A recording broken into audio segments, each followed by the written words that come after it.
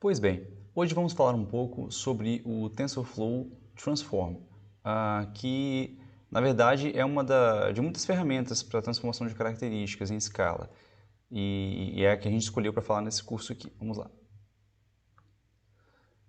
Bom, eu vou falar um pouco sobre, indo mais fundo, né, nesse componente, falar um pouco mais de detalhes sobre ele, benefícios do uso do TensorFlow Transform, aplicações da engenharia de características, né, e analisadores no TensorFlow Transform, que é outro componente.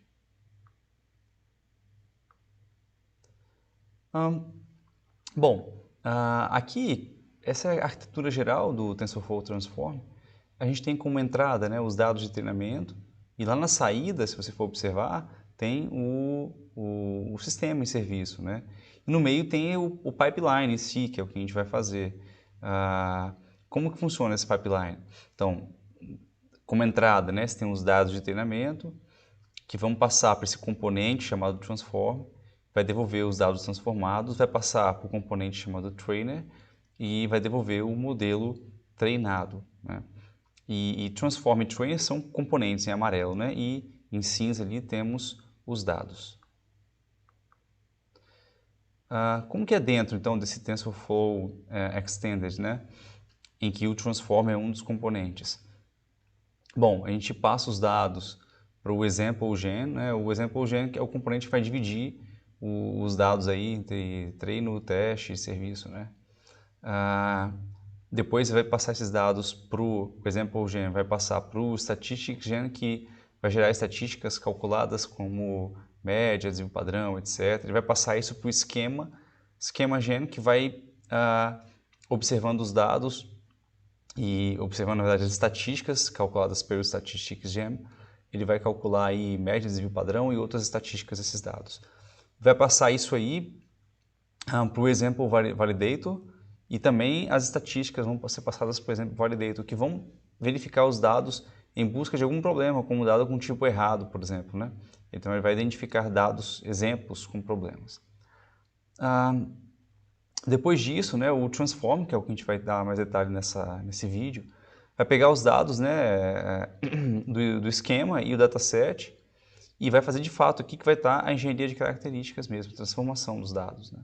Isso será passado adiante aí para o trainer, evaluator, o trainer que vai fazer o treinamento, o evaluator vai avaliar os resultados, né, e o pusher que vai jogar o modelo treinado e todo o grafo, na verdade, para ficar em produção, né? A gente vai ver adiante. Então, qual o layout aí do TensorFlow Transform, dentro daquele componentezinho Transform, né? Ele vai receber, né, o do example gen, que seria os dados, e o esquema do esquema gen, e com um código que você tem que indicar quais são as transformações que você deseja ali, né? Ele vai gerar duas coisas aí. Um grafo de transformação que vai indicar quais transformações foram feitas ali, o pipeline de transformação, né? E os dados transformados em si. E isso vai ser passado para o trainer, o treinador, né? Que é o componente que faz o treinamento de fato. E é interessante que isso vai ser, o grafo de transformação, ele é aplicado durante o treinamento e durante o serviço depois. Então, o mesmo grafo, para que você não tenha o risco de ter algum tipo de transformação diferente, né? Então, mais uma vez, né, o TensorFlow Transform vai ter os dados durante o treinamento, né? Recebe os dados brutos, né? E com o grafo de transformação vai processar esses dados e passar para o grafo de treinamento para ter o modelo treinado enfim, né? E isso vai ser passado para o serviço mais tarde. E é interessante também que os dados brutos vão ser passados aí para a API de transformação, o TensorFlow Transform, né, que vai utilizar um servidor Apache, que é esse BIM, para fazer o pré-processamento distribuído, né? Pode ser feito de forma distribuída.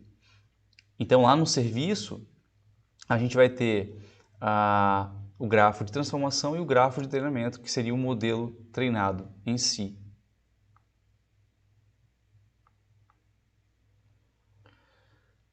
Bom, o Analyzer, o que ele faz? Ele passa uma vez os dados inteiros de treinamento e calcula algumas estatísticas, né, como média, desvio padrão e quantis, né,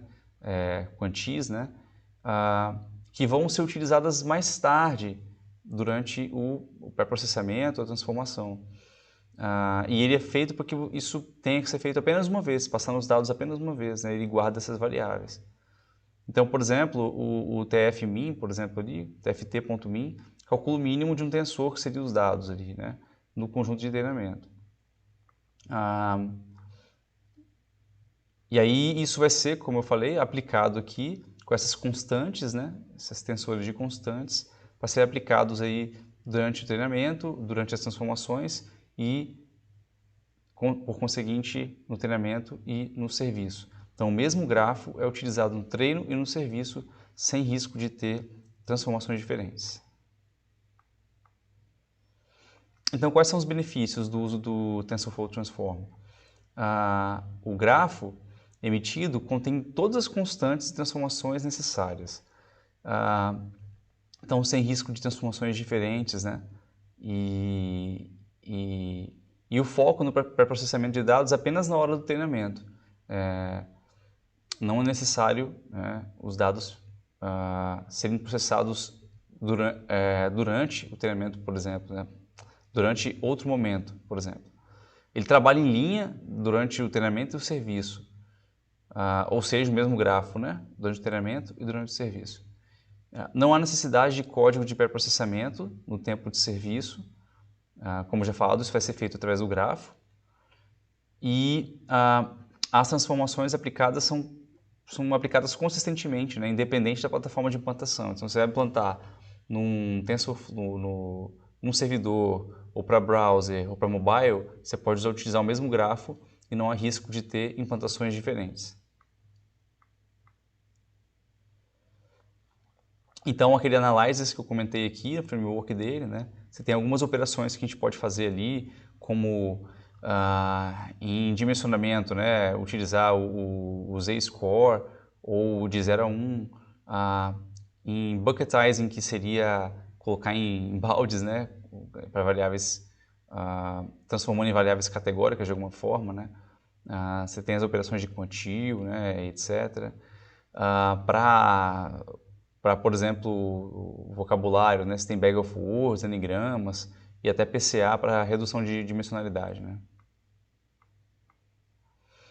Então, o código, né, de pré-processamento que você vai utilizar lá no Transform vai ficar em Python, né, bem parecido aí com o que a gente usa já se fosse utilizar um notebook, né, um Jupyter Notebook.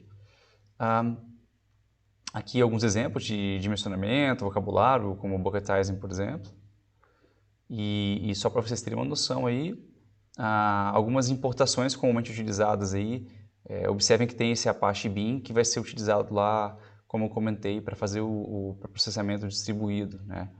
E o TensorFlow Transform, como que a gente usa geralmente, né, chamando de TFT ali, tá bom?